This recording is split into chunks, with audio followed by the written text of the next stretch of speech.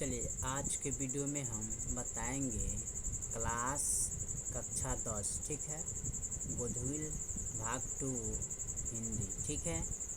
और इसका जो हम हल करेंगे आंसर क्वेश्चन ठीक है। और इसका लेखक का नाम क्या है? रामविलास शर्मा ठीक है। और इस चैप्टर का नाम क्या है? परंपरा का मूल्यांकन ठीक है। और ये 7वां चैप्टर है ठीक है। कौन सा चैप्टर है? 7वां चैप्टर है ठीक है। और यहाँ से इनका आंसर क्वेश्चन हम देखेंगे ठीक है। क्वेश्चन नंबर 1 में कह रहा है परंपरा का ज्ञान किनके लिए सबसे ज़्यादा आवश्यक है और क्यों? तो परंपरा का ज्ञान उन लोगों के लिए सबसे ज़्यादा आवश्यक है जो समाज में क्रांतिकारी परिवर्तन लाना चाहते हैं और प्रगतिशील साहित्य की रचना करना चाहते हैं। यह इसलिए आवश्यक है क्योंकि परंपरा का सही ज्ञान ही उन्हें अतीत की उपलब्धियों और सीमाओं को समझने में मदद करता है, जिससे वे वर्तमान को बेहतर ढंग से समझकर भविष्य के लिए सही दिशा निर्धारित कर सके ठीक है। चलिए इसका क्वेश्चन नंबर अगला देखते हैं। क्वेश्चन नंबर अगला क्या कर रहा है?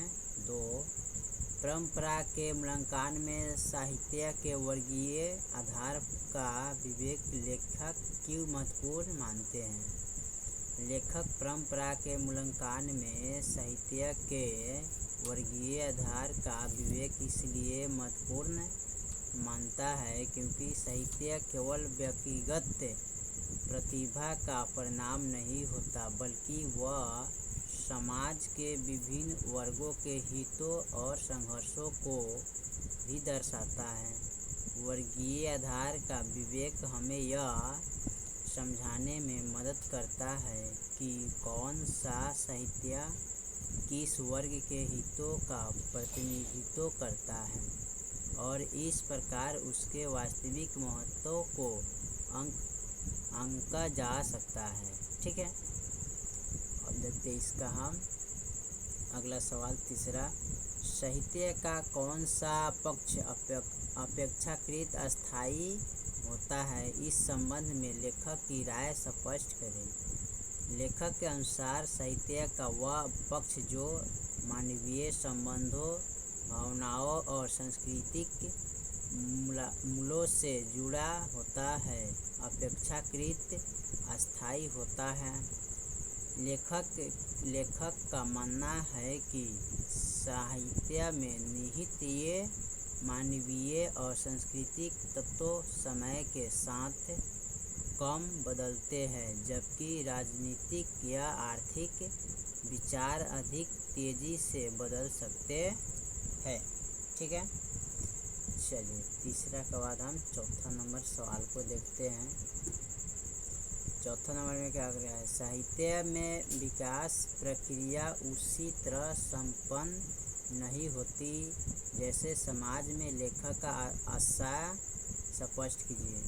तो इस कथन से लेखक का आशय यह है कि साहित्य का विकास समाज के विकास से भिन्न होता है। समाज में के विकास अक्सर क्रांतिकारी परिवर्तनों या रचनात्मक बदलाव के माध्यम से होता है, जबकि साहित्य में विकास अधिक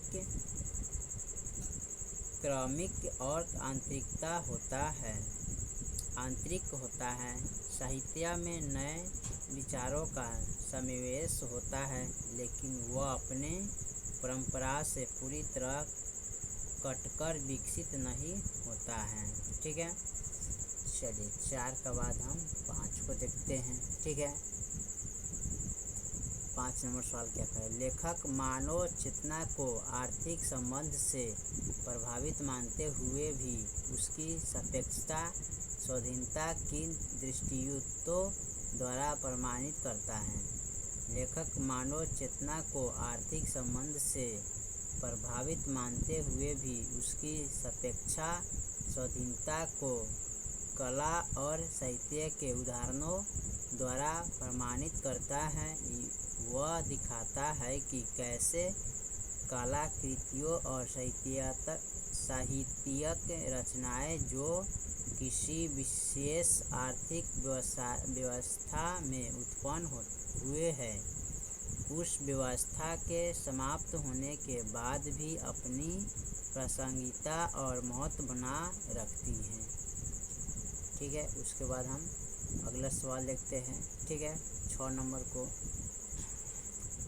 सवाल क्या कर रहा है? साहित्य का निर्माण में प्रतिभा की भूमिका स्वीकार करते हुए लेखक किन खतरों से आगाह करता है? साहित्य के निर्माण में प्रतिभा की भूमिका स्वीकार करते हुए लेखक इस बात से आगाह करता है कि केवल प्रतिभा को ही सब कुछ मान लेना और सामाजिक, ऐतिहासिक तथा आर्थिक संदर्भों की अपेक्षा करना खतरनाक हो सकता है। वह यह भी चेतावनी देता है कि प्रतिभा का उपयोग यदि सही दिशा में न हो तो वह समाज के लिए हानिकारक भी हो सकता है। ठीक है, चलिए 6 के बाद हम 7 नंबर को देखते हैं। 7 नंबर क्या कह रहा है? राजनीतिक मूल्यों से साहित्य के मूल्य अधिक अस्थायी कैसे होते हैं? साहित्य के मूल्य राजनीतिक मूल्यों से अधिक अस्थायी होते हैं क्योंकि साहित्य मानवीय भावनाओं, सार्वभौमिक सत्यों और सांस्कृतिक विरासत से जुड़ा होता है, जबकि राजनीतिक मूल्य अक्सर तात्कालिक परिस्थितियों और सत्ता परिवर्तनों के साथ बदलते रहते हैं। साहित्य का मूल्य उसके कलात्मक सौंदर्य और मानवीय अनुभव की गहराई में निहित होता, जो कालेजीय होते हैं। ठीक है, चलिए इसके बाद हम अगला सवाल देखते हैं 8 नंबर को। ठीक है, 8 नंबर में कह रहा है कि जातीय अस्मिता का लेखक किस प्रसंग में उल्लेख करता है और उसके क्या महत्व बनता है? लेखक जातीय अस्मिता का उल्लेख राष्ट्रीय अस्मिता के संदर्भ में करता है। वह बताता है कि जातीय अस्मिता किसी विशिष्ट जाति या समुदाय की पहचान होती है, जबकि राष्ट्रीय अस्मिता पूरे राष्ट्र की साझा पहचान होती है। वह इकाई महत्व यह बताता है कि जातीय अस्मिता राष्ट्रीय अस्मिता का एक महत्वपूर्ण अंग हो सकती है, लेकिन इसे राष्ट्रीय एकता के लिए बाधक नहीं बनाना चाहिए। ठीक है, चलिए 8 के बाद हम 9 को देखते हैं। 9 नंबर सवाल क्या कह रहा है? जातीय और राष्ट्रीय अस्मिताओं के स्वरूप का अंतर करते हुए लेखक को दोनों में क्या समानता बताता है? लेखक जातीय और राष्ट्रीय अस्मिताओं के स्वरूप का अंतर स्पष्ट करते हुए बताता है कि जातीय अस्मिता किसी विशेष समूह की पहचान, जबकि राष्ट्रीय अस्मिता पूरे राष्ट्र की समानता है। यह है कि दोनों ही अस्मिताएं लोगों को एक पहचान और जुड़ाव का एहसास कराती है और दोनों ही सांस्कृतिक व ऐतिहासिक विरासत से जुड़े होते हैं। ठीक है, 9 के बाद हम 10 नंबर को देखते हैं। 10 नंबर क्या कह रहा है? बहुजातीय राष्ट्रीय की हैसियत से कोई भी देश भारत का मुकाबला क्यों नहीं कर सकता है? लेखक के अनुसार भारत एक बहुजातीय राष्ट्रीय होने के बावजूद अपनी सांस्कृतिक विविधता और सहिष्णुता के कारण अद्वितीय कोई भी अन्य देश भारत का मुकाबला इसलिए नहीं कर सकता क्योंकि भारत ने अपनी विभिन्न जातियों और संस्कृतियों को एक साथ जोड़ने और उन्हें एक राष्ट्रीय पहचान देने में अद्वितीय सफलता प्राप्त की है।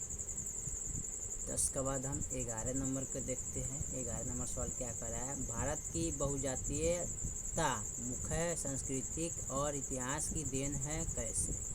भारत की बहुजातीयता मुख्यतः संस्कृति और इतिहास की देन यह है, क्योंकि सदियों से विभिन्न संस्कृतियों, भाषाओं और धर्मों के लोगों यहाँ एक साथ रहते आए हैं और उन्हें एक दूसरे को प्रभावित किए हैं। इतिहास ने इन विभिन्नताओं को आत्मसात करने और एक साझा सांस्कृतिक विरासत बनाने में महत्वपूर्ण भूमिका निभाई है।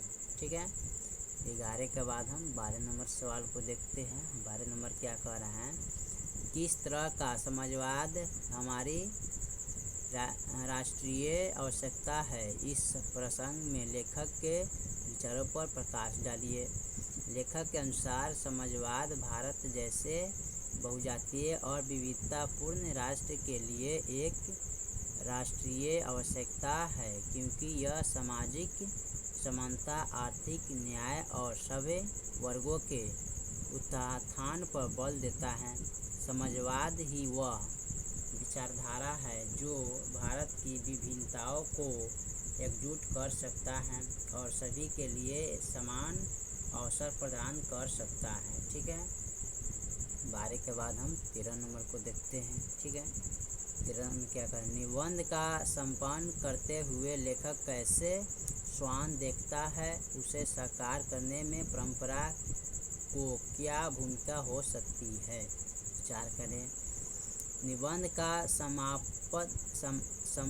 समापन करते हुए लेखक एक ऐसे भविष्य का स्वान देखता है जहाँ समाजवाद स्थापित हो, सभी को समानता और न्याय मिले और जहाँ साहित्य तथा संस्कृति का विकास हो। इस स्वान को साकार करने में परंपरा की महत्वपूर्ण भूमिका है, क्योंकि परंपरा की सही ज्ञान हमें अतीत की गलतियों से सीखने और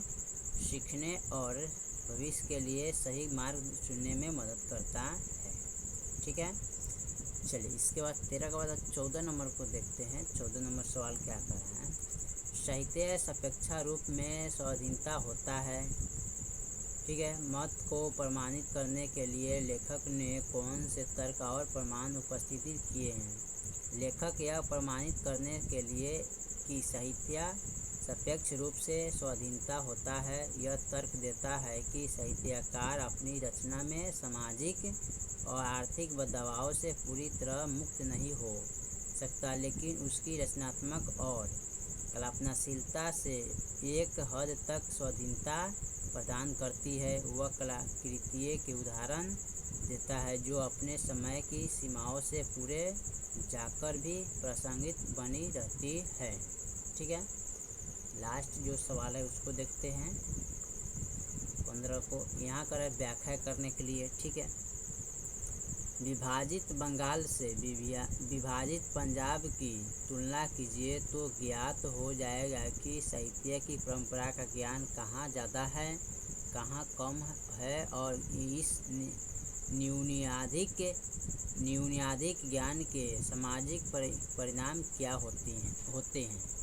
यह कथन इस बात पर बल देता है कि किसी क्षेत्र में साहित्य और संस्कृति की परंपरा का ज्ञान उस समाज के विकास और सामाजिक परिणामों पर गहरा प्रभाव डालता है। बंगाल और पंजाब के विभाजन के संदर्भ यह दर्शाता है कि जहाँ साहित्यिक परंपरा का ज्ञान अधिक था, वहाँ समाज में सांस्कृतिक चेतना और सामाजिक सामंजस्य बेहतर रहा, जबकि यहाँ यह ज्ञान कम था, वहाँ इसके नकारात्मक सामाजिक परिणाम देखने को मिला था। ठीक है, चलिए तो यहाँ पर हमने 15 तक कंप्लीट कर दिए। बाकी जो सवाल है फिर अगले वीडियो में। तब तक के लिए जय हिंद, जय भारत।